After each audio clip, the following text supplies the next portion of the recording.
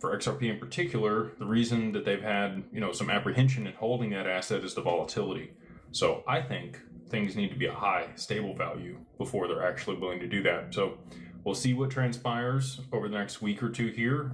We did have Solana and many other large accounts on Twitter come out yesterday evening and say this is going to be a big week, that they are hearing things from Congress, and regulators, and other sources, basically insinuating that we could see some volatility in the market this week.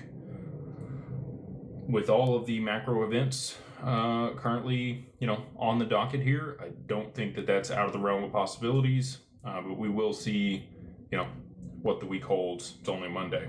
So, and we'll be back Wednesday like we always are, run down everything. We got Nature Boy. He says, do 401ks still make sense in 2026? That's an interesting question. Free money is free money. Okay, so if you work for an employer and they're willing to do a match on your 401k, I mean, I'm going to take it. I would invest as much as they would match, You are pretty limited in what you can invest in with your 401k, and it's basically going to be how they direct it, whatever your employer is investing in. You can do a solo 401k. You can do a Roth solo 401k if you're self-employed. You could set up a separate 401k for yourself. These are tax-deferred accounts.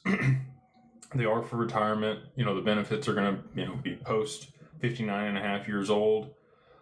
So, I think it's person dependent. I think it's dependent on where you are in your life, what your plan is, your financial plan with your, your CPA, your accountants, your attorneys, your financial advisor, and what you're looking to do. I think a lot of people would do well to have a portion of their investments outside of qualified accounts. Qualified accounts, again, kind of limit what you're able to do. But if you are getting a match from your employer, the other thing is you can't really do much with it until you leave that employer.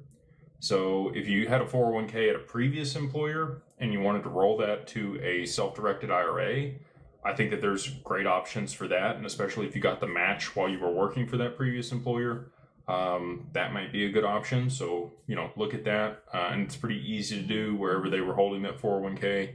You should be able to rotate that into another qualified account and convert that over. So that's my 2 cents. I think it makes sense for some people. And then, for other people, probably not so much.